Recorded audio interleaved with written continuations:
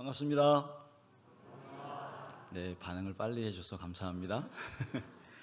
왜냐하면 제가 사는 대전에는 안녕하세요 그러면 별로 반응을 안 하셔서 좀 많이 당황스러울 때가 많습니다. 제가 한 20년 전에 대전에 처음 사역하면서 여러분 안녕하세요 하면서 이렇게 처음 이제 강의를 했는데 반응을 안 하시더라고요. 그래서 이분들이 오늘 화가 나셨나 생각을 했고, 또 나름 열심히 강의하고 열심히 또 웃긴 얘기도 그 다음에 은혜스러운 얘기도 막 한 것 같은데 반응을 안 하셨어요. 그래서 굉장히 낙심을 했었습니다. 그리고 나서 이제 마음이 낙심된 상태에서 내려와 가지고 간사들한테 물어봤어요. 혹시 오늘 말씀이 은혜스러웠어? 간사님 너무 은혜스러웠어요. 이렇게 이야기를 하시더라고요. 근데 사람들이 반응을 안 하더라고. 이렇게 얘기했더니 아마도 집에 가서 반응할 거예요 그러시더라고요. 그래서 대전 분들이 그런 분이시구나 라고 하는 그런 생각을 하게 됐는데, 여기에 계신 분들은 정말 빨리빨리 반응해 줘서 너무 좋네요. 처음 어떻게 대면하는 여러분들이 너무 좋습니다. 네, 제 이름은 김요나단이라고 하고요. 사는 곳은 대전에서 살고 있습니다. 물론 저는 대전 산지는 오래됐지만 이제 대전에서 태어난 사람은 아니고요. 아직도 대전에 있는 분들을 알아가고 있는 중입니다. 참 어려운 것 같아요. 속마음을 잘 몰라서. 근데 아마도 제가 알기로는 경상도 분들은 속마음을 탁 터놓고 얘기하시는 분들인 것 같아서 반응들을 잘 하시리라 믿습니다. 오늘도 반응을 좀 해주십시오. 네, 감사합니다. 네. 오늘 우리 본문 말씀 읽으면서 정체성에 대한 회복을 주제로 함께 좀 생각해 보고자 합니다. 혹시 여러분들은 여러분 자신을 어떤 사람이라고 생각하세요? 나는 괜찮은 사람이다, 멋있는 사람이다, 훌륭한 사람이다, 이 정도면 됐지 이러한 아마 여러분 나름의 생각들, 여러분 자신에 대해서 하시고 계실 것 같아요. 어떤 분들은 나는 왜 이러지? 이거밖에 안 되지? 조금 더 뭔가를 좀 해야 되는데 라고 하는 그런 생각도 갖고 계신 분도 혹 있을지 모르겠습니다. 자, 오늘 여러분들 이제 다시 한번 여러분 자신에 대해서 다시 한번 좀 새로운 어떤 시각으로 여러분 자신을 좀 보시는 시간들이 되었으면 좋겠습니다. 오늘 여러분 지금 읽으면서 혹시 이 본문 한 구절인데 이 말씀을 읽으면서 여러분들이 어떠한 존재인지를 탁 캐치하셨습니까? 물론 알아요. 왜냐하면 우리가 이 말씀을 너무도 많이 읽었던 말씀이기 때문에 이 말씀 뻔하지 이렇게 아마도 여러분들은 벌써 성경 구절 하나를 딱 보고서 오늘 말씀은 이럴 거야 라고 벌써 판단하실 수도 있을 것 같습니다. 근데 분명한 것은 주님께서 오늘 우리에게 말씀하시는 부분들이 너희가 누구인가 라고 하는 것을 명확하게 말씀하시는 이 성경 구절입니다. 저는 그래서 이 말씀을 전하는 것을 너무너무 사실은 기쁘게 생각을 해요. 이 말씀이 정말 좋다. 왜?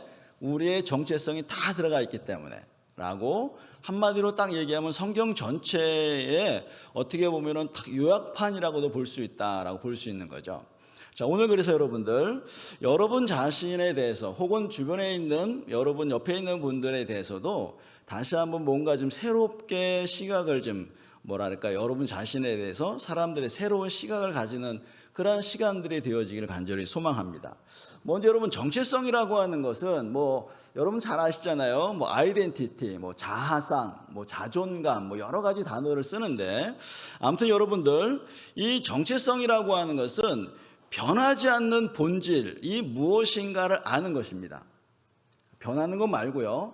여러분들이 마음도 변할 수 있지만 여러분들의 존재 자체는 변하지가 않는데 그것을 아는 것이 중요하다라고 이야기하는 겁니다.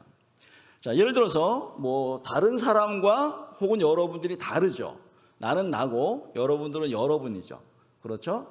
그래서 서로 다름을 인정하면서도 서로 인격적인 관계, 그래서 나는 나, 너는 너라고 하는 서로의 인격과 인격이 만나서 교제하고 관계하고 이러한 사람들이 돼야 되는데 어떤 경우에는 나는 없어지고 저 사람을 위해서 살아가는 사람도 있고, 어쨌든 지금 뭔가 우리가 지금 정체성에 혼란이 있기 때문에 굉장히 많이 사람들이 낙심도 좌절도 관계도 다 깨어져 가는 것들을 많이 발견합니다.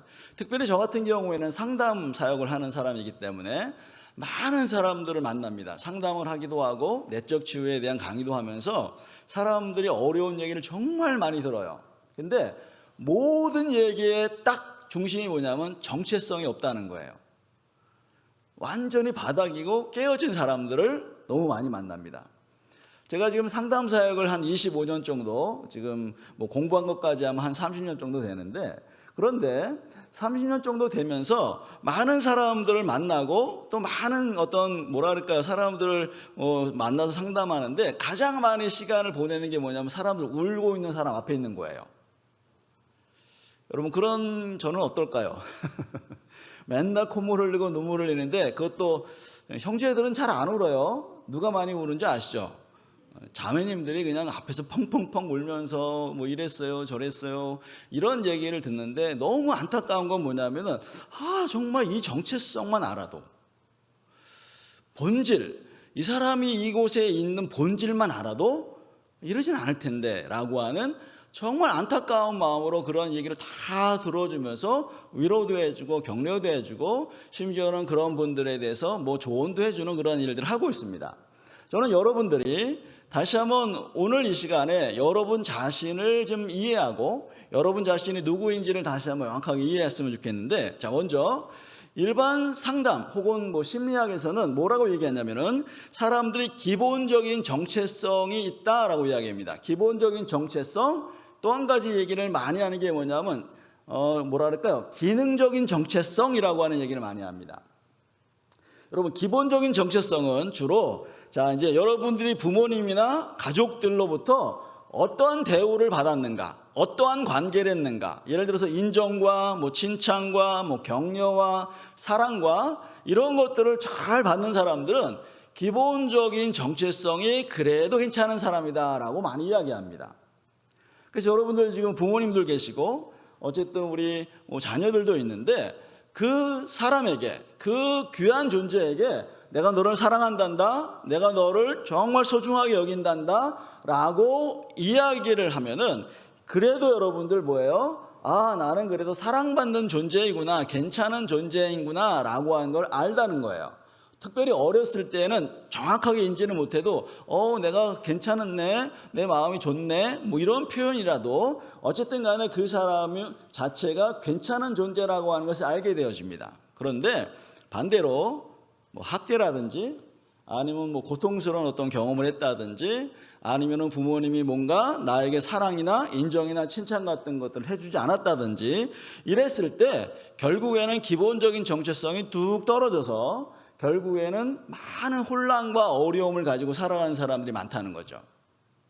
자, 오늘 여러분들 지금 이 강의 들으면서 혹시 여러분들 부모님에 대해서 맞아, 우리 부모님은 이렇게 해줬어 라고 아마 여러분들 나름의 정리를 하실 거예요. 자, 그런데 여러분들, 자, 그러한 것이 굉장히 중요한데, 그렇다고 여러분 지금 그런 걸 못 받았기 때문에 부모님 욕해라 뭐 이런 얘기가 아니에요. 그럼에도 불구하고 여러분들은 소중하다. 혹시 여러분이 어려움과 고통과 학대라고 하는 것을 경험했다 할지라도 여러분들은 여전히 존귀하다라고 하는 것이에요. 자, 근데 이 기본적인 정체성이 떨어져 있는 사람들이 너무 많은 거예요. 그리고 요즘에 기본적인 정체성은 그래도 많이 뭔가를 이렇게 해야 됩니다, 저렇게 해야 됩니다 라고 방송에서 많은 이야기를 합니다. 아이들 요즘에 어떤 박사님 나오셔가지고 아이들 이렇게 해야 됩니다 막 이런 얘기하면서 기본적으로 사랑 뭐 받아주고 들어주고 뭐 이런 얘기 많이 해요. 자, 그런 것들이 기본적인 정체성이 굉장히 중요합니다. 자, 그런데 요즘에 굉장히 많이 강조하는 것이 뭐냐면 바로 이 기능적인 정체성을 굉장히 강조합니다. 이 기능적인 정체성이라고 하는 건 뭐냐면 어떠한 분야에서 어떠한 일을 잘하는 사람들은 멋있는 사람, 괜찮은 사람이라고 사람들이 뭔가 잘할 때 그 사람의 정체성과 그 사람이 얼마나 괜찮은지를 이야기합니다. 특별히 여러분들 공부를 잘한다? 요즘 어때요? 여러분 공부만 잘해도 부모님이 박수 쳐주고 뭐 인정해주고 이러잖아요. 그리고 예를 들어서 뭐 운동을 잘한다, 뭐 음악을 잘한다, 아니면 미술을 잘한다, 여러 가지 것들을 잘할 때 당신은 멋쟁이에요 라고 이야기합니다. 자, 그런데 아시겠지만 여러분들 거기서 성공하는 사람들은 글쎄요, 1%도 될까 말까. 저 같은 경우에는 중학교, 고등학교 때 제가 운동을 했었습니다.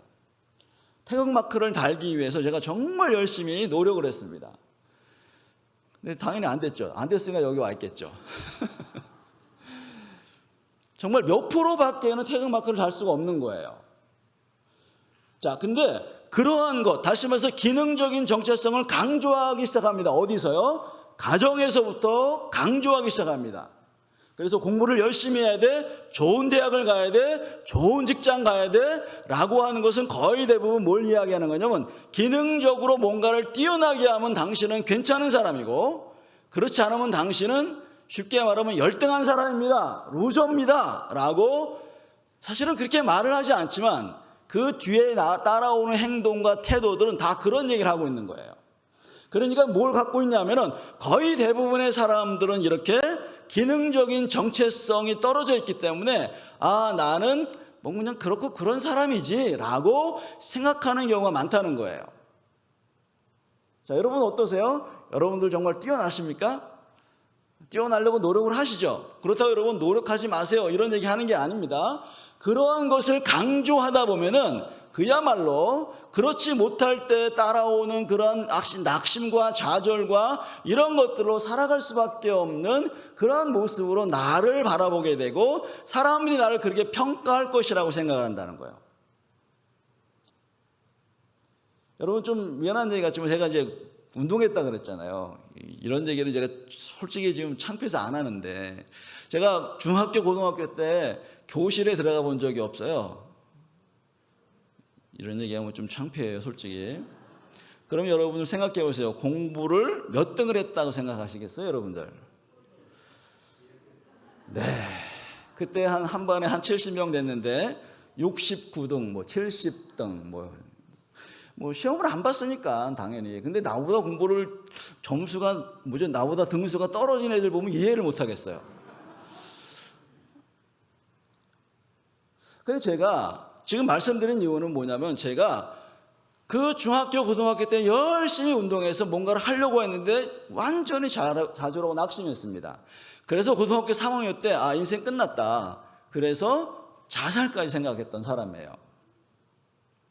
근데 차마 용기가 없어서 못 죽겠더라고요. 그래서 제가 자살이라고 하는 생각을 하는 사람들을 이해를 해요. 나도 그랬었기 때문에. 나는 실패자야, 나는 아무것도 할 수 없는 사람이야, 누구도 나를 인정해 주지 않을 거야 라고 하는 그러한 모습으로 제가 정말 청소년 시절을 엄청나게 그런 것들을 보냈어요. 근데 감사하게도 제가 그 고등학교 때 이제 운동을 못하게 된 이유는 사실은 몸이 아파서 그런 거예요 사실은. 근데 정말 병명도 안 나왔었어요. 근데 나중에 이제 감사하게도 그때 제가 예수님을 믿게 된 거예요. 어느 날 교회 갔더니 하나님이 살아계시다 뭐 이런 얘기를 하시더라고요 목사님이. 진짠가? 그래서 제가 기도했습니다. 하나님 살아계시다면은 제 몸을 낫게 해주시면 하나님 내가 믿을게요. 자, 그 다음부터 제가 열심히 기도하면서 그야말로 엄청난 은혜를 경험하면서 한순간에 모든 아픔이 사라졌어요. 그때 제가 첫 번째 고백이 뭐였는지 아십니까? 이제 주님 내가 나를 낫게 해주셨으니 주님 위해 살게요, 이거였었어요. 그래서 제가 지금 목사가 된 거죠. 자, 여러분 지금 말씀드린 것처럼 지금 기능적인 정체성이라고 하는 것 때문에 거의 대부분의 사람들이 굉장히 낙심하고 좌절합니다. 그리고 여러분 상대적으로 어때요? 나보다 뛰어난 사람 보면 와 하면서 그 다음에 여러분이 따라 나오는 건 뭐죠? 나는 이게 뭐지? 하면서 여러분을 계속 사람과 비교하면서 저 사람은 뛰어난 사람이고 나는 열등한 사람이고 라고 하는 얘기를 수없이 여러분들이 반복했을 것 같아요. 누구처럼? 저처럼요. 자, 그런데 여러분들 오늘 읽었던 말씀은 좀 다른 이야기를 하고 있습니다. 자, 여러분 지금 뭘 이야기하냐면 기본적인 정체성을 이야기합니다. 오늘 읽었던 말씀 중에서. 여러분 지금 어떻게 해요? 지금 다시 한번 볼까요? 우리의 형상을 따라 우리의 모양대로 사람을 만들고 라고 이야기합니다. 자, 기본적인 정체성이라고 하는 건 뭐냐면은, 자, 지금 일반 심리학에서나 사회에서는 기본적인 정체성을 뭐라고 얘기해요? 사랑받고 인정받고 뭐 이러한 그러한 어떤 경험들, 부모의 경험들, 이런 것으로 물론 이야기합니다. 맞습니다. 중요합니다. 있어야 되죠. 그런데 여러분 부모님보다 주변의 사람들보다 여러분들을 주님께서 만드셨다는 겁니다. 이게 바로 기본적인 정체성이에요. 이거를 기본적인 정체성이라고 저는 이야기하고 싶지 않고, 기본적인 정체성인데 창조적인 정체성이다. 하나님의 모양과 형상으로 만들어진 사람들이다 라고 이야기합니다. 여러분들, 그래서 여러분 자신이 본질이 변화되는 게 아니에요. 무엇이요? 하나님이 여러분들을 만들었다는 거. 어떤 모양으로? 하나님의 모양과 형상으로 만들었다는 거. 이것이 흔들리기 때문에 지금 많은 정체성이 혼란이 일어나고 생활도 엉망이고 낙심과 좌절과 뭐 이런 것들이 막 일어나기 시작하는 겁니다. 자, 그럼 여러분 한번 생각해 봐야 돼요. 뭘 생각해 봐야 되냐면은, 자, 우리를 만드신 그분이 누구인지부터 생각해 봐야 돼요. 여러분, 이 얘기는 너무 많이 들었을 거 아닙니까? 여러분들을 만드신 분이 하나님이시다. 근데 여기서 우리의 모양대로 우리가 사람을 만들자라고 그 하나님께서 계획하셨어요. 여러분들은 어쩌다가 태어난 사람들이 아닙니다. 근데 많은 사람들은 우리 어머니가 아버지가 실수해서 내가 태어났대요 라고 하면서 내가 우연히 태어났다고 생각합니다. 아니요, 여러분들. 하나님께서 여러분들을 어떻게 했어요? 계획하셨다는 거예요. 자, 이 자리에 있는 여러분들 하나님이 계획하셨어요. 그리고 어떻게 해요? 여러분들을 하나님의 모양과 형상으로 만드셨습니다. 자, 여러분 혹시 아침에 거울 보시면서 뭘 생각하십니까? 좀 더 이렇게 좀 높아야 되는데, 아니면 뭐죠? 눈이 좀 더 커야 되는데, 뭐 이런 얘기 하십니까? 혹시 여러분 제가 지금 저를 보면서 지금 뭐 특별한 거 못 보셨습니까? 눈썹이 없어요, 제가요. 오늘 정말 창피한 얘기 많이 하네. 근데 저는 거울 볼 때마다 왜 이렇게 잘생겼어? 참. 야, 너무 멋있다, 야. 이렇게. 왜요? 내가 하나님의 형상으로 지음받은 사람이기 때문에. 근데 우리는 그걸 자꾸 잊어버려요. 나만 그러냐 말이죠. 여러분들도 그렇고 여러분들 주변에 있는 사람도 여전히 하나님의 형상으로 창조된 사람들입니다. 어쩌다가 태어난 사람들이 아니에요. 자, 그것에 대한 명확한 이해가 있을 때 우리는 거기서 흔들리지 않게 돼 있어요. 자, 그럼 여러분 다시 말씀드릴게요. 하나님 어떤 분이신지 한번 생각해 봅시다. 여러분, 하나님 어떤 분이신가요? 여러분들이 경험하고 여러분이 알고 있는 하나님 어떤 분이시죠? 저는 아까 얘기했잖아요. 정말 내가 너무 몸이 아파가지고 움직일 수가 없었어요. 운동을 못했어요. 근데 친구가 와가지고 야, 교회 한번 가보자 해가지고 여자친구 따라서 교회 가면 또 빵 사준다니, 그래 빵 하나 얻어먹으려고 한 거예요.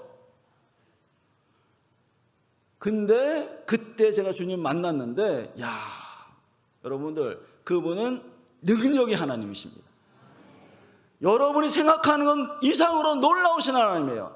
저의 몸을 고치신 것뿐만 아니라 여러분 말씀하시잖아요. 태양을 만드시고 하늘과 별들과 이런 건 다 만드신 창조주 하나님.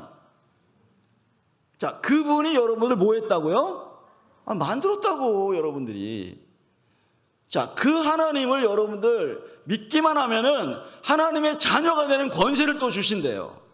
이거 얼마나 놀라운 역사입니까? 그냥 우리가 하나님 형상대로 창조되었을 뿐만 아니라 하나님의 자녀로 삼아주신다니 얼마나 감사한지 모르죠. 그분은 전지전능하시고 어디에나 계시고 그분의 피로를 채우시고 우리를 인도하시는 그 놀라우신 하나님인데, 그런 능력의 하나님인데도 불구하고 그분은 거룩하신 분이래요. 공의로우신 분이래요. 여러분 놀랍지 않나요? 만약에 능력이 있는데 거기에 파괴적이고 거기에 공의가 없고 뭐죠? 그냥 뭔가 편애하고 뭐 이렇게 한다면은 아마 우리 모든 사람들은 굉장히 괴로웠을 것 같아요. 근데 그분은 뭐라고요? 거룩하시고 공의로우신 분이라는 거예요. 거기다 또 뭔지 아십니까? 하나님은 사랑이십니다 라고 말씀하십니다. 자, 근데 여러분들 하나님의 사랑이신 분에서 나온 분이니까 여러분들은 어떤 분들이에요? 쉽게 말하면 여러분 사랑 덩어리예요. 근데 여러분 하나님의 사랑 덩어리인데 왜 여러분들은 죄송하지만 옛날 드라마를 얘기하니까 똥덩어리를 왜 생각하십니까? 아니 여러분들은 사랑 덩어리예요. 하나님이 여러분들을 얼마나 사랑하시는지 당신의 독생자를 십자가에 달리게끔 사랑하셨습니다. 여러분 제가 손주가 있습니다. 그렇게 안 보이시나요? 네. 손주가 지금 초등학교 다닙니다. 자, 지난주에 손주가 왔어요. 2주 동안 놀러 왔는데 이 얘가 얼마나 그냥 활동적인지 가만 놔두질 않는 거예요. 그래가지고 여러분 근데 제가 그 말을 하려고 하는 게 아니고 이 애를 보면요 너무너무 사랑스러워. 아시죠 여러분들? 그 손주 이렇게 아시죠 여러분들? 요즘 연세 드신 분들은 손주가 얼마나 그냥 너무너무 그냥 소중해. 물론 뭐 그냥 같이 있을 때는 좋지만 또 가서 너무너무 좋아요 또. 근데 이 아이를 보면요 어떻게 이런 애가 태어났을까 막 이렇게 해요. 진짜 그래요. 근데 여러분들 하나님이 여러분들을 보실 때 그러신다는 거 아십니까? 아니 제가 우리 손주를 보는 것보다도 그건 게임이 안 되겠죠. 하나님이 여러분들을 보시는 그 눈빛이 그 마음이 얼마나 놀라울까. 여러분들은 바로 그러한 분이시라고 하는 겁니다. 이거를 잊어버리면 안 되는데 문제는 이걸 자꾸 잊어버린다는 거예요. 죄송하지만 여러분들 교회 안에서 설교를 듣는 이야기 전체가 사실은 하나님이 당신들을 사랑하십니다 예요. 근데 그렇게 많이 하나님의 사랑을 이야기함에도 불구하고 내가 사랑받지 못했어. 누구의 사랑을? 부모의 사랑을, 누구의 사랑을? 자꾸 하나님의 놀라우신 사랑을 기대하고 그분을 생각하면 좋겠는데 자꾸 다른 사람들에 대해서, 물론 그것이 필요 없다라고 말씀드리는 건 아닙니다. 근데 우리가 정말 하나님의 사랑스러운 자인 것을 생각하셔야 돼요. 제가 첫 번째 깨달은 게 그겁니다. 진짜 하나님 나 사랑하시는구나. 진짜 하나님 나 사랑하시는구나. 제가 그때 기도하면서 환상 보면서 주님이 내 몸을 탁 치우셨을 때 진짜 주님이 나를 사랑하시는구나 이걸 알게 됐어요. 진짜 사랑하시는 그분을 위해서 내가 살아야 되겠네라고 그때 고백을 했습니다. 그때가 고등학교 3학년 때였어요. 3학년 12월 달이요. 졸업을 얼마 안 남기고.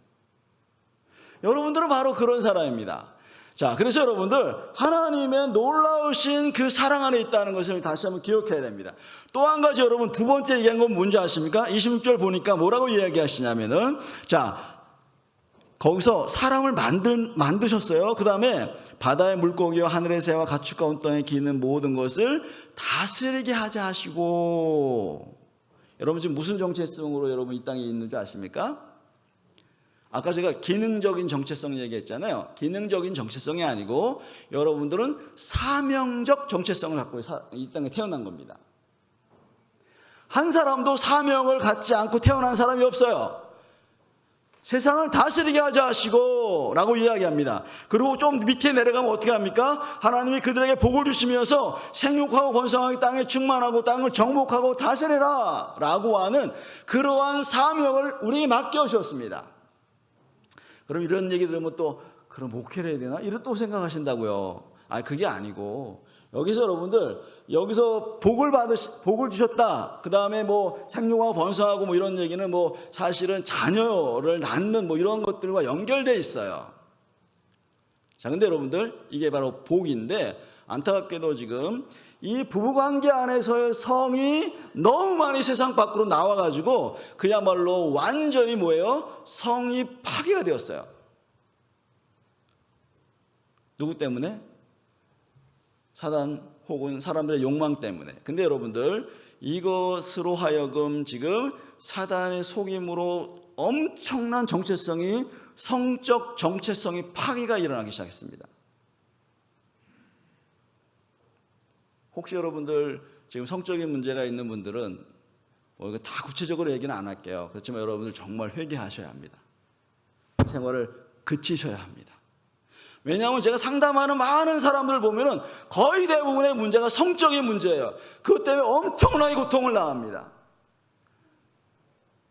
옛날에 부모님으로부터 혹은 친구로부터 여러 가지 성적인 그런 놀림 이런 것들을 경험하면서 평생 동안 가는 사람이 너무너무 많아요. 지금도 그런 사람들을 상담하고 있거든요. 어릴 때 성추행 당했는데 그것이 지금 40년 이상이 넘었는데도 그거에 벗어나지 못하는 그런 사람들이 얼마나 많은지 모릅니다. 자, 이것으로 하여금 뭐가 깨지는 거예요? 지금 정체성이 깨져버리는 거예요. 자, 그런데 여기서 지금 우리가 이야기했던 것처럼 뭡니까? 정복하고 다스리다. 이게 다스리다라고 하는 말에 초점을 딱 두었으면 좋겠어요.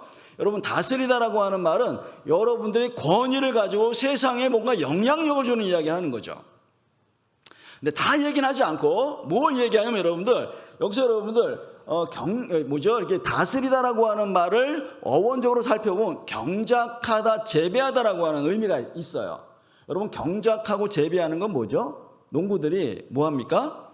농부들이 뭔가 심고 가꾸고 뭐 이렇게 하는 거잖아요. 그 다음에 이렇게 꽃밭 같은 거에 심고 꽃을 심고 재배하고 이런 걸 말하는 건데, 여러분들이 그것을 사실은 더 많이 이야기해요. 성경에서는. 이게 무슨 말이냐면요, 여러분들이 세상에 나가서 그렇게 경작하고 그렇게 뭔가를 재배하면서 하나님께 영광을 돌리는 삶을 살아야 된다라고 이야기합니다. 그러면 여러분들 무엇으로요? 그냥 여러분들이 좋아하는 달란트와 하나님이 맡겨주신 그 사명을 가지고 하나님께 영광을 돌리는 거예요. 어떤 사람은 운동을 통해서 영광을 돌릴 수도 있고, 어떤 사람은 미술을 통해서 영광을 돌릴 수도 있고, 어떤 사람들은 그야말로 공부를 통해서 많은 사람들을 살릴 수 있는 의사가 된다든지 이렇게 될 수 있다는 겁니다. 근데 우리는 전부 다 좋은 직장만 갖기를 원하죠. 그래야만 뭐가 일어난다고요? 아까 얘기했잖아요, 여러분들. 그래야지 기능적인 정체성이 뛰어난 사람이라고 생각하는 건데, 여러분들 그것은 굉장히 편협적인 생각입니다. 어느 날 고등학교 2학년 된 저희 아들, 오래전 얘기예요. 지금 저희 그 애가 30살이 넘었으니까. 고등학교 2학년 때 저한테 왔어요. 제가 이제 말씀 준비하고 있는데, 아빠, 그래서 왜 그러니? 이렇게 했더니, 아빠, 나 자퇴하고 싶어요 그러더라고요. 깜짝 놀랐죠. 자퇴? 이거 무슨 말이야? 그랬더니, 아빠, 학교가 안 맞아요. 저희 아이가 이제 호주에서 좀 생활했기 때문에, 아빠, 호주에서 선생님들이 인격적인 대우를 해줬는데 한국 학교는 정말 쓰레기 같아, 이런 얘기를 하더라고요.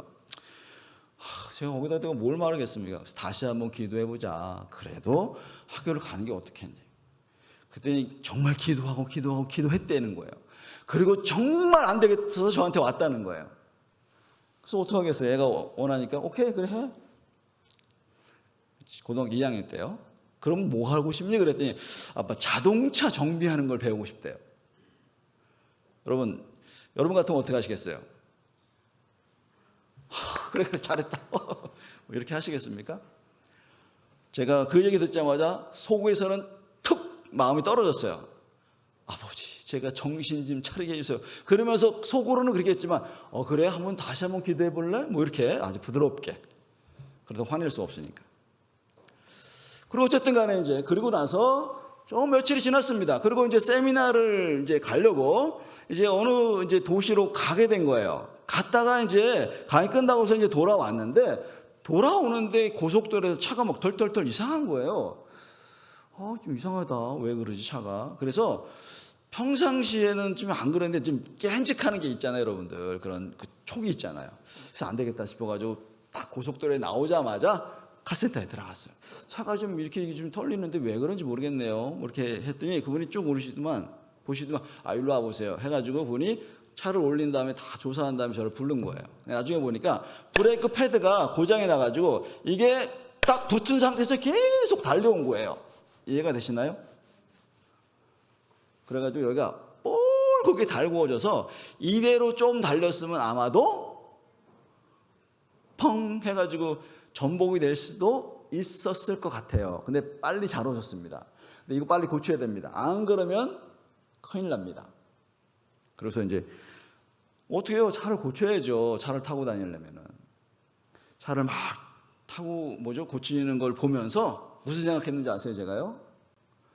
와, 자동차 정비하는 것도 사람 살리는 거네. 이 생각이 딱 들어왔어요. 아, 나는 목사가 되고 선교사가 되고 이런 것에 대한 기대를 했었는데 어떻게 그걸 해? 라고 생각했는데 내가 너무 편협적인 생각을 했구나. 내가 하나님이 다스리라 라고 하는 그것을 강의하면서도 우리 아이만큼은 이런 거 해야 돼 라고 하는 여전히 저는 무슨 정체성? 기능적인 정체성이 뛰어난 사람으로 뭔가 위대한 일을 하는 것, 그러한 것으로 제가 기대했다는 거예요. 차 고치면서 제가요, 회개기도 했잖아요, 거기서. 그리고 그 회개기도는 반드시 또 뭐 해야 돼요? 적용을 해야 되잖아. 그래서 다 고치고 이제 집에 가가지고 아들을 불렀어요. 집에서 놀고 있는 아들. 이제 아까 이제 자퇴했다 그랬잖아요. 자퇴 이제 했어요. 그리고 나서 컴퓨터 게임을 한 8개월 동안 했었어요. 내버려뒀어요. 그리고 간식 갖다 주고 잘하고 있냐? 이렇게. 웃긴 아빠죠, 제가요. 아무튼 얘기를 했어요. 아들아, 와, 아빠가 생각해보니까 그 직업이 너무너무 좋은 것 같아. 생명을 살리는 거야. 아빠 고장 나가지고 그냥 큰일 날 뻔했는데 정말 야, 그 직업 너무너무 좋더라. 딱 얘기했더니 그러더라고요, 또 우리 아들이. 아빠, 근데 생각이 바뀌었는데.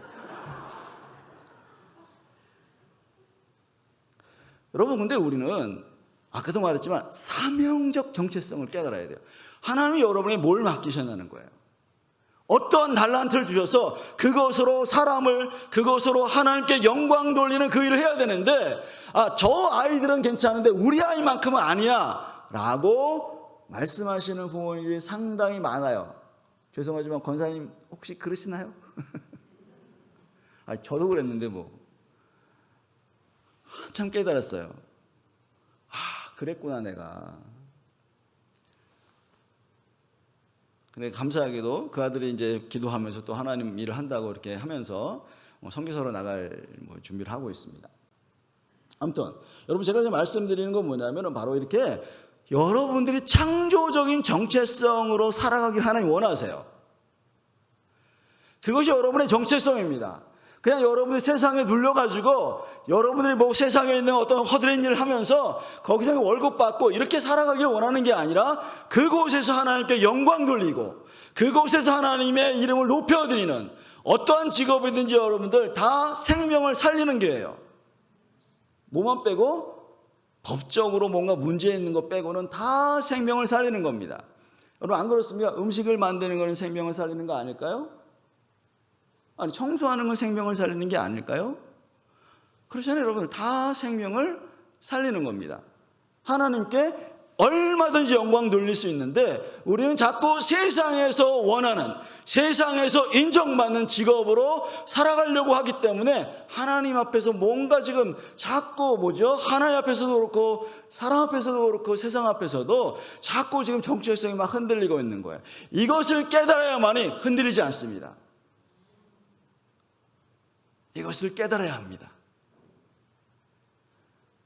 저는 여러분들이 다시 한번 이렇게 놀라우신 하나님의 은혜 안에 그런 정체성을 알아야만이 되는데, 문제는 뭐냐면요, 지금 사회에서 그렇고 좀 죄송하지만 부모님들도 그렇고 많은 분들이 이 정체성, 아까 말했지만 창조적인 정체성과 사명적 정체성을 막 흔들어 버려요. 무엇으로 자꾸 얘기해요? 기능적인 정체성을 계속 강조합니다. 그러니까 거기서 살아남을 사람들이 별로 없는 거예요. 나 이런 사람이구나, 내가 뛰어난 사람이구나, 내가 멋있는 사람이구나, 이러한 생각을 못하게 된다는 거죠. 자, 그럼 여러분들, 여기서 여러분들이 기본적인 정체성 그렇다고 없어야 된다 이런 거 아닙니다. 기능적인 정체성 하지 마세요 이런 게 아니에요. 하시는데 문제는 내가 창조적으로 하나님 앞에서 어떠한 존재인가, 이것을 뭐라고 얘기하면 영적 정체성이라고 얘기합니다. 영적인 정체성, 이 두 가지, 다시 말해서 창조적인 정체성과 사명적인 정체성, 이런 것들을 하기 하잖아요. 그러면 기본적인 정체성도, 그 다음에 기능적인 정체성도 뛰어날 수밖에 없습니다. 왜요? 하나님이 그것을 통해서 영광 받기 원하시는구나 하면은 여러분들이 그 기술, 그 뭔가를 하지 않을까요? 뛰어날 수 있는데 문제는 그 기능적인 것으로 자꾸 뭔가 자기를 증명해 보려고 하니까 여기서 한계가 드러나는 거죠. 여러분, 저는 아까도 얘기했잖아요. 제가 공부 안 했던 사람인데 제가 강의하러 다니라고는 정말 상상조차도 못했던, 당연히 그렇죠. 그때는 몰랐으니까. 근데 지금 여러 나라를 다니면서 강의를 하는데 아무튼 간에 여러분, 제가 강의하는 게 중요한 게 아니고 이게 내 사명이구나 생각하니까 제가 저를 통해서 얼마나 많은 사람들이 회복됐는지 하나님께 영광을 돌리면서 이 직업을 택한 게 너무너무 잘 됐다. 내가 그때 하나님께 헌신한 것이 너무너무 잘 됐다라고 지금도 고백합니다. 그래서 한 번도 사역자가 된 것을 후회해 본 적이 없어요. 여러분, 저희 단체는 월급을 받지 않습니다. 어떻게 살아간다고요? 몰라요. 그냥 후원금으로 살아가요. 장래 보장? 없습니다. 노후연금? 없습니다. 근데 하나님을 믿어요. 왜? 지금까지 역사하신 하나님이 있기 때문에. 제가 1년에 보통은 한 10차례 정도 해외여행을 다니거든요. 여러 선교지역에 다니는데 그 선교지역 할 때 그분들이 비행기 값을 주거나 뭐 강의비 주고 이런 안 줘요. 정말 기도하면서 하나님 여기를 가야 됩니까? 라고 주께 기도하면서 하나님께 기도할 때 하나님 그 재정 주면은 그냥 가는 거예요. 근데 한 번도 못 가본 적이 없어요. 신기하지 않나요, 여러분들? 그러면 이거는 당신은 그렇고 나는 아닌데, 아니에요, 여러분들. 여러분이 그 선에 서 있지 않았기 때문에 그래요.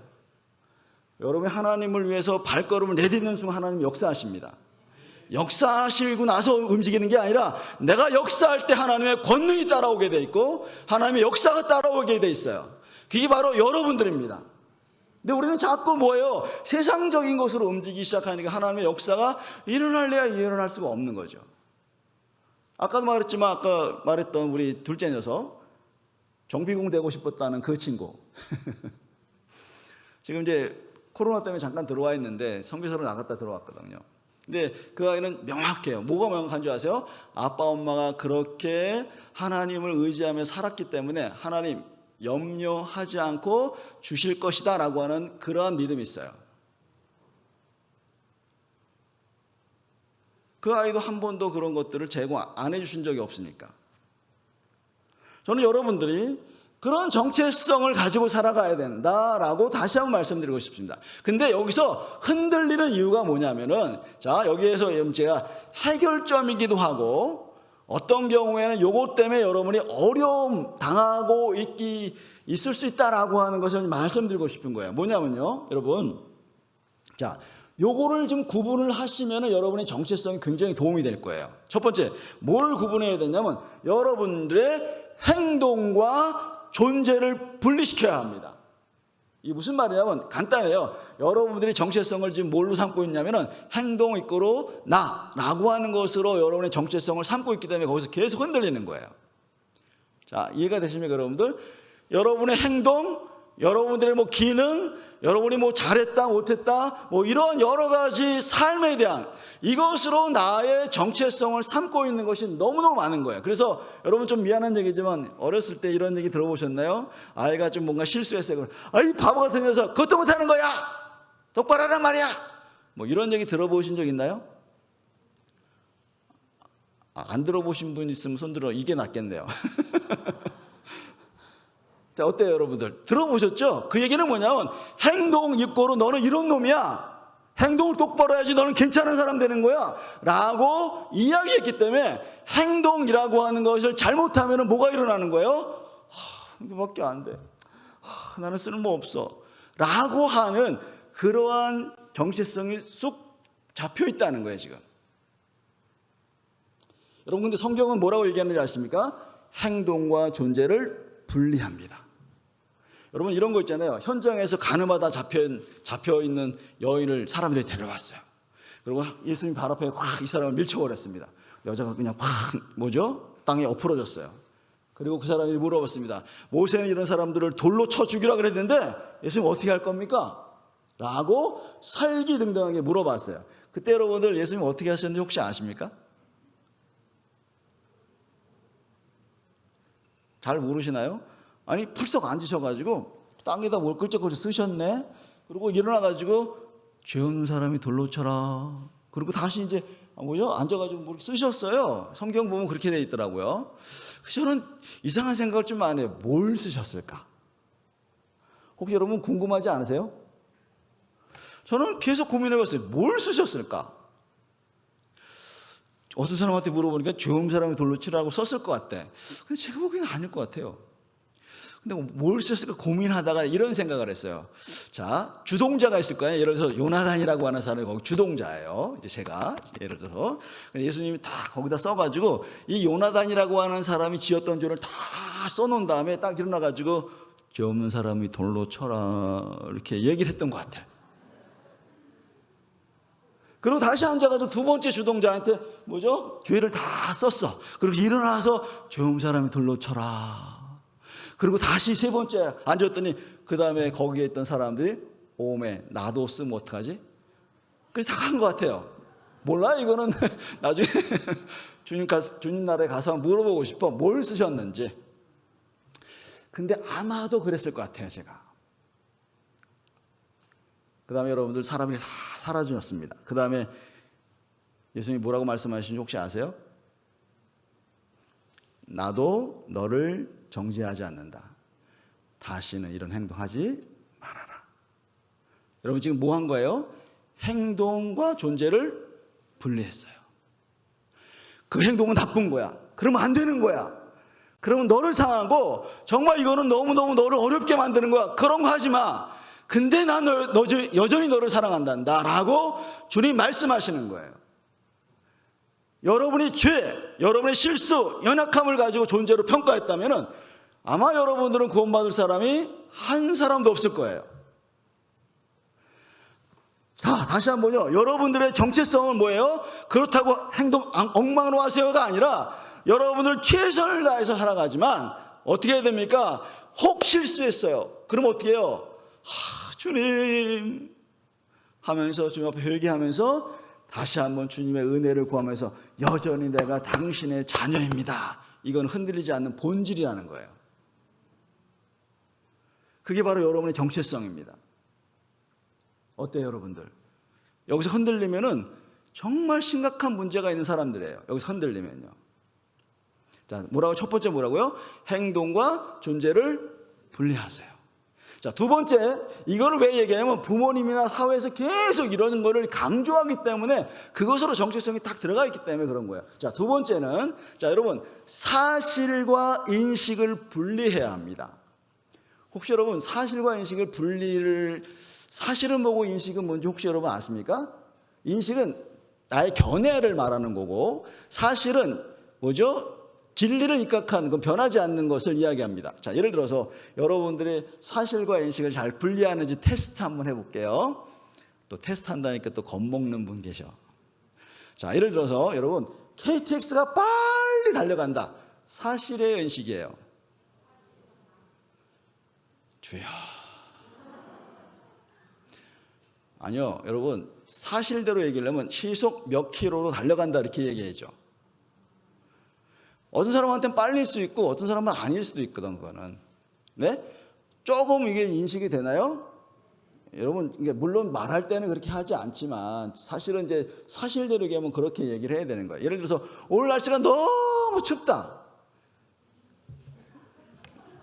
아니 제가 몽골에 한 20년 이제 선교를 다는데요. 어느 날 한 몇 년 전에 몽골 친구가 왔어요. 겨울에요. 그래서 만나자고 연락이 왔어요. 그래서 나갔지. 그 서울 그 어디야 고속터미널로 갔어요. 그 친구가 고속터미널로 만나자 그래서. 근데 겨울인데 영하 한 10도 정도 된 것 같아. 그러니까 나는 엄청 껴입고 나가는데 그 친구는 얇은 거 하나 입고 나왔더라고. 그래서 너 안 춥냐 그랬더니 안 추워요. 뭐 추워요. 영하 10도밖에 안 되는데. 여러분 몽골은 겨울에 영하 40도 50도까지 내려가요. 한번 가봤더니요. 야, 겨울 진짜 조금만 잘못하면요 동상 걸리고 막 그러는데 아무튼 제가 지금 말씀드리는 것은 사실과 인식을 분리하라고 얘기하는 거예요. 자, 근데 진짜 문제를 낼게요. 진짜 문제를 내도 될까요? 오케이. 그럼 앞에 있는 형제님한테 얘기를 할게. 예? 형제님 뭐 이름도 모르고 다 모르지만 제가 형제님의 부모님이라고 생각하고 선생님이라고 생각하고 이렇게 한번 해보세요. 너 같은 거 쓸모없어. 이 못된 녀석. 바보 같아. 형편없어. 너 같은 거 태어나지 말았어야 돼. 자, 사실의 인식이에요. 사실의 인식이에요. 네? 인식이에요? 인식이라고 알면 형제님이 다른 사람이 그런 말을 하면 화나지 말아야지. 상처받지 말아야지. 근데 우리는 그것을 뭘로 받아들이는 거예요? 사실로 받아들이기 때문에 낙심이 되고 상처가 되고 어려움이 생기는 거예요. 여러분의 사실은 뭐예요? 아까 말했잖아요. 하나님이 여러분을 사랑하시는 존재라고. 쓸모없는 존재가 아니에요. 사람들은 혹 몰라 쓸모없다고 이야기할 수 있지만 하나님 안에서 우리는 얼마나 아름답고 귀한 존재인지 몰라요. 형제님, 그래서 아까도 말했잖아요. 부모님이 또 선생님이 형제님 너 멋있어. 너 정말 끝내준다. 내 아들에서 너무너무 좋아. 너는 정말 멋있는 사람이야. 너 훌륭해. 사실의 인식이에요. 또 이걸 또 인식으로 생각하는 사람이 또 있어 또. 와, 주여. 여러분 죄송한데요. 이걸 분별을 못해요 지금.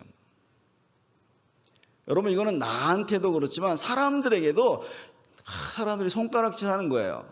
너 이런 놈이야 저런 놈이야 라고 말하는데 여러분 이거는 굉장히 그 사람을 영혼을 죽이는 거예요. 혹시 여러분들 이렇게 한번 제가 생각해 봤어요. 시각장애인인데 코끼리를 못 만져본 사람이야. 모르는 사람이야. 근데 코끼리가 이런 겁니다 해서 이제 코끼리를 가서 만져주게 했어요, 그분을. 자, 그래서 이제 코끼리 다리를 만지면서, 오, 코끼리 기둥 같네. 또 이제 코끼리 꼬리를 만지면서 어떤 시각장애는 코끼리 꼬리를 만져서, 오, 코끼리 되게 날씬한데. 어떤 사람은 뭐죠? 코끼리 코를 만지면서, 오, 되게 유연한데. 이렇게 이야기했어요. 여러분, 코끼리예요? 아니에요, 근데. 죄송하지만 코끼리지만 코끼리 아니에요. 부분적인 것은 온전한 코끼리가 아니거든. 여러분들 안에 뭐가 있는지 어떻게 알아, 그 사람이?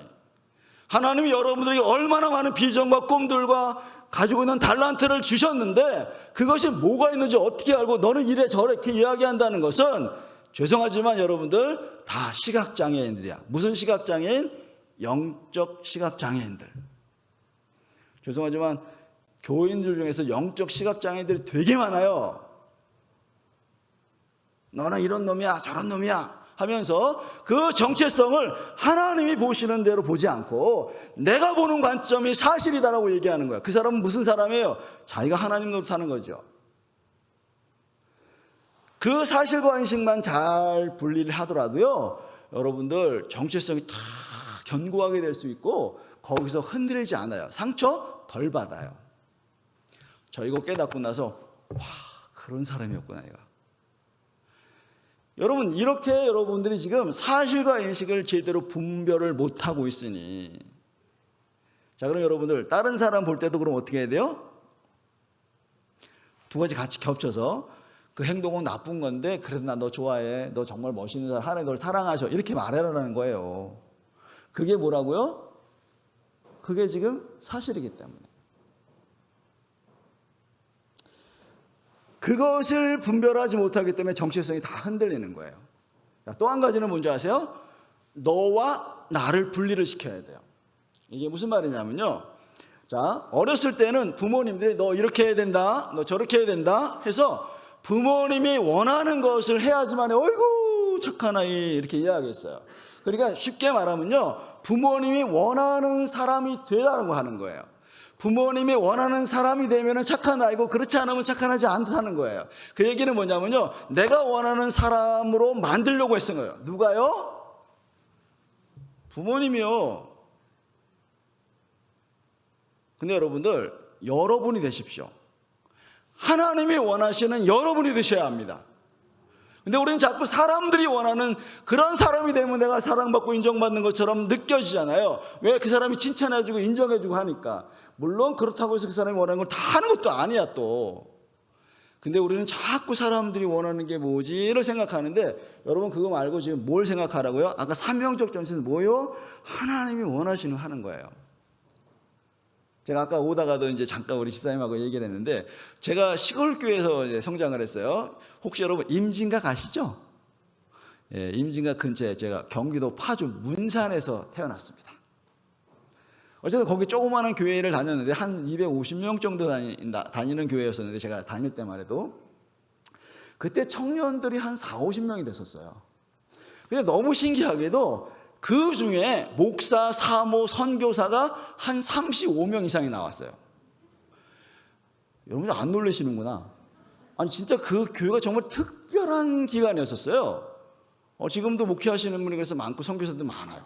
뭐 저를 포함해서. 아무튼 자, 그런데 여러분 뭐랄까 그런 상황에서, 자, 우리 어머님이 이제 좀 작년에 돌아가셨는데, 우리 어머님이 늘 저한테 만나면 뭐라 그러는지 아세요? 너 그 단체에서 언제 나와서 목회할래? 왜냐하면은 그 권사님, 장로님, 자제들이 다 목회를 하시고 선교사하고 뭐 이런 거니까, 항상 말씀하실 때마다 우리 목사님은 교회를 졌는데 뭐 그 교회를 어떻게 했는데 막 이런 얘기를 하는데, 저는 목회를 안 하잖아요. 성도가 없잖아요. 월급도 안 받잖아요. 그러니까 우리 어머니 늘 걱정이셨어. 그래가지고 언제 목회할래? 언제 목회할래? 언제 거기를 나올래? 이런 얘기를 많이 하셨어. 그래서 어느 날 기도했어요. 하나님 어떻게 하죠? 그래서 이제 하나님이 제 마음가운데 이제 지혜를 주셔가지고 어느 날 어머님을 찾아갔습니다. 어머님, 제가 이제 하나님의 종을 내려놓으려고 생각합니다. 이렇게 얘기했더니 어머님 깜짝 놀라셨어요. 왜 목회 사역 안 하려고? 아니요, 사역은 하는데 이제 하나님의 종은 하나님의 말씀대로 움직여야 되는데, 저는 이제 어머님 종 되려고. 하나님 종 내려놓고 어머님 원하시는 것을 하기로 결정했습니다. 그래서 저는 하나님 종 내려놓고 어머님 종 되기로 했어요. 자, 어머니 그거 원하시면 제가 그렇게 하고, 아니면은 하나님 종으로 내버려 두세요. 이렇게 얘기했더니 어머님이 알아차리셨을까요? 못 알아차리셨을까? 당연히 알아차리셨죠. 그 다음부터는 목회하라 소리 한마디도 안 하셨어. 그래서 제가 또 우리 어머니 기 살려주기 위해서 어떻게 했어요? 어머님, 제가 몽골 가서 강의합니다. 미국 가서 강의합니다. 뭐 캐나다 가서 강의합니다. 그리고 이런 일이 있었어요. 막 얘기했더니 또 거기서 또 교회 가가지고 어떻게 해요? 막 우리 아들이 뭐 막 얘기하시는 거예요. 아니 그런 거 안 했으면 좋을 텐데 참. 여러분이 왜 그런지 아십니까? 자꾸 사람들이 내가 원하는 사람으로 만들려고 해요. 여러분 배우자를 그냥 내버려 두세요. 자녀들 내버려 두세요. 그렇다고 해서 아무 관계하지 마세요. 이런 게 아니에요. 여러분 절대. 그가 원하는 것을 하게 하는 겁니다. 하나님이 그 아이에게 그 사람에게 하기를 원하시는 게 있어요. 그래서 지도해 주는 거, 뭐 하는 거 필요하죠. 근데 여러분들 아까도 그랬지만, 여러분들 자꾸 내가 원하는 사람으로 만들 때 무리가 나오고 조정이 따라오고 통제가 오고 억압이 따라오고 하면서 그들이 낙심하고 좌절하고 자기의 정체성을 다 잃어버리는 사람이 된다는 거예요. 물론 이게 쉽다는 말을 하는 게 아닙니다. 저도 우리 아까 둘째 얘기했잖아요. 5년간은 방황했어요. 어느 날은 아빠 나 교회 더 이상 안 갈 거예요. 이런 얘기 하더라고요. 근데 기다려줬어요. 기도했어요. 해줄 수 있는 건 뭐예요? 기도해 주는 거예요. 격려해 주는 거예요. 아, 힘들었겠구나. 네가 얼마나 그런 어려움이 있었으면 그렇게까지 얘기했겠어. 아유, 힘들었겠어 하면서 같이 두들겨주고. 물론 그렇다고 여러분 제가 마음이 기뻤나요? 정말 힘들었죠. 그런데도 어떻게 해요? 그 인생을 살아야 되니까. 내 인생이 아니니까. 자, 그래서 다시 뭐라고요? 너와 나를 분리하십시오. 다른 사람이 원하는 거 하지 마시고 뭐 하라고요? 하나님 원하시는 거, 혹은 여러분이 원하시는 거 하세요. 여러분이 원하시는 것이 불법이 아니라면 하나님이 다 기쁘게 받으십니다. 자, 또 한 가지 분리할 게 있어요. 뭐요? 상처와 과거와 나를 분리하셔야 합니다. 상처를 분리하지 못할 때 정체성이 굉장히 혼란스러워요. 과거의 상처와 아픔과 학대와 뭐 여러 가지 그런 경험들로 나는 이런 쓰레기 같은 사람이라고 생각하는 사람이 많더라고요. 요즘에 제가 상담하시는 분이 아까도 얘기했지만 어렸을 때 성추행 당하신 분이에요. 정말 오랫동안 거기서 못 벗어나세요. 그 상처를 벗어나기 위해서 지금 계속 상담하고 기도하고 같이 만나주고 얘기 듣고 하는데 조금씩 변화가 일어나기 시작합니다. 근데 여러분, 그것이 여러분들 안에 혹시라도 있다면 빨리 정리하시라고. 왜냐하면 여러분이 상처나 과거가 계속 여러분의 발목을 잡으면 계속 여러분의 정체성이 흔들리거든요. 그러니까 그 안에 있는 모든 상처 아픔들을 떠내보내는 그러한 은혜가 여러분 가운데 있어야 합니다. 또 한 가지 분리해야 될 건 뭔지 아십니까? 세상적인 것과 나를 분리하셔야 됩니다. 여러분, 여러분들 아무리 뛰어나고 뭐 세상에 이렇게 저렇게 하는 게 뭐 트렌드다, 뭘 해야 된다, 자꾸 그렇게 여러분 유행 뭐 이렇게 따라가잖아요. 여러분, 간단합니다. 자꾸 점점 주님과 멀어질 수밖에 없어요. 주님 앞에 서십시오. 세상의 이야기를 많이 들으면 들을수록 여러분의 정체성은 계속 혼동스럽고 계속 떨어지게 돼 있고 하나님의 사랑도 잊어버리고 은혜도 잊어버리고 다 잊어버리게 돼 있어요. 그렇다 우리는 세상에 살아야 되잖아요. 그렇지만 세상에서 말하고 있는 기준과 세상에서 말하고 있는 그러한 것들을 하나님의 관점에서 다시 한번 정리해 가면서 내가 어떠한 것으로 살아가야 될지에 대한 명확한 이해를 갖고 나 그런 사람이야. 그래서 여러분들 여기 청년들 계시잖아요. 여러분들 천연기념물이 되십시오. 이거 무슨 말인지 아시죠, 여러분들? 요즘에 많은 사람들이 성적인 관계하는 거 막 이런 사람, 아유 천연기념물처럼 그런 거 뭐 성적인 거 막 해도 되지 뭐 이렇게 이야기를 하잖아요. 근데 여러분, 그런 사람이 되셔야 합니다. 하나님이 쓰세요. 아까 얘기했잖아요, 여러분은 성적 정체성이 딱 그것이 얼마나 사람들을 파괴하고 얼마나 그 사람들을 존귀하게 만들지 몰라요. 왜냐하면 제가 많은 청년들을 상담해봐도 그것 때문에 굉장히 어려워하거든요. 여러분들이 혹시 그랬다면 하나님의 은혜로 다시 한번 그것을 정리해 가시는 여러분이 되어지기를 간절히 소망합니다. 또 한 가지 마지막으로 상태와 환경과 나를 분리하십시오. 상태가 조금 안 좋아도 상태가 안 좋은 거지 여러분 본질이 나쁜 게 아니에요. 상황이 안 좋다고요? 상황이 안 좋은 거예요. 상황이 안 좋다고 해서 여러분의 모든 것이 쓰레기고 형편없다 이런 말을 하는 게 아니거든요. 상황이 안 좋을 뿐이에요 지금. 그렇지 않아요? 여러분의 본질은 여전히 남아있어요. 근데 그것이 안 좋으면 내 본질조차도 흔들리게 된다는 거죠.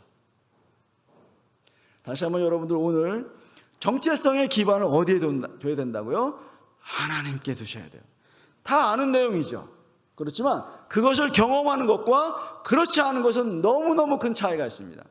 여러분이 조금 아까 말했던 지금 뭔가를 구분하셔야 됩니다 라고 하는 그것만 명확하게 이해하고 계속해서 생각하면서 내가 자꾸 행동으로 나를 판단하네. 사람들이 말하는 것이 진리인 것처럼 내가 받아들이네. 사람들이 원하는 대로 내가 자꾸 행동하지 못해서 자꾸 낙심하네. 이것만 잘 깨달아도요, 여러분들 안에 정체성이 혼동되어 가지고 낙심하고 좌절하고 하는 그런 일들은 정말로 많이 줄을 거예요. 사실은 여러분, 제가 이 얘기를 하는 이유는 제가 그런 사람이었기 때문에 그래요. 제가 그런 사람이었기 때문에 그래요. 처음에 사역할 때도 제가 이거를 깨닫지 못해가지고 사역 열심히 해가지고 뭔가 성과 내면 너무너무 좋아했다가 뭔가 조금 안 되면 낙심했다가 이런 사람이었었어요. 도대체 나는 왜 그럴까? 그래서 여러분, 제가 책을 하나 썼는데 내면이 아름다운 사람 만들기라고 하는 책을 썼는데요, 거기에 이제 간증을 썼어요. 무슨 간증이냐면 제가 사역하다가 누굴 한 대 때려가지고 참 부끄러운 일이죠. 그래서 결국에는 한국에서 사역을 할 수 없구나, 사역자로서 끝났구나. 그럴 때 저를 그래도 좀 아껴줬던 저희 선배님이, 야, 너는 지금 사역할 때가 아닌 것 같아. 너는 좀 훈련을 받아야 될 것 같아. 그래서 호주나 미국이나 이런데 우리 단체에 있는 그런 곳에 가서 훈련을 받았으면 좋겠어. 그때 제가 결심을 했어요. 이대로는 안 돼. 그래서 제가 도망가듯이 호주에 가서 상담 공부도 하면서 이런 공부를 하면서 내가 그런 사람이었구나. 내가 그런 기반을 두고 있었구나. 정체성의 기반을 거기에 두고 있어서 내가 계속 흔들렸구나. 이걸 알게 되면서 계속해서 이제 하나님의 은혜 안에, 사랑 안에 그 사명감의 어떤 정체성을 가지면서 이렇게 살아야 되는구나 라고 하는 것을 알게 되면서 제 인생이 완전히 달라졌어요. 저는 여러분들이 이 시간을 통해서 다른 아니더라도 이 시간을 통해서 깨달았으면 좋겠어요. 내가 지금 어디에 정체성의 기반을 두고 있는가? 행위에, 사람들의 말에, 세상적인 어떠한 것에, 나의 어떤 기능적인 면에 거기에 정체성을 두고 있다면은 여러분들은 금방 무너질 거예요. 예수를 믿고 있어도 계속 갈등할 거예요. 그런데 예수 그리스도 안에서의 내 정체성이 무엇인가? 나는 하나님의 사랑을 받는 자이고 특별한 존재이다 라고 하는 그 은혜. 그래서 여러분들 너무너무 우리가 그런 얘기 많이 하잖아요. 너는 하나님의 자녀야. 너는 하나님의 거룩한 백성이야. 너는 뭐라고 또 얘기합니까? 너는 하나님의 피조물이야. 너는 거룩한 제사장이고 왕같은 제사장이고 뭐 이런 얘기 많이 하잖아요. 그게 바로 나라고 하는 것을 계속 선포하십시오. 아직 믿기지 못해도 나 그런 사람이야, 나 그런 사람이래 라고 여러분들 스스로에게 자꾸 여러분들 하나님의 진리를 선포해 주십시오. 그것이 역사가 일어날 겁니다. 여러분들 가만히 있으면 안 돼요. 선포하세요. 아까 제가 거울 보면서 이렇게 멋있어. 이게 일부러 하는 거예요, 사실은. 왜요? 진짜 맞는데 그렇게 해야만이 진짜 내가 그런 사람이라고 제가 스스로 인정할 수 있기 때문에 그런 거예요. 저는 여러분들이 그렇게 하셨으면 좋겠습니다. 그리고 그 얘기를 할 때 주님이 진짜 여러분 자신에게 오셔서 진짜 맞아, 너 그런 사람이야, 내가 그래서 너를 기뻐한단다 라고 주님이 여러분들에게 말씀하셨으면 좋겠어요. 그런 경험하셨으면 좋겠어요.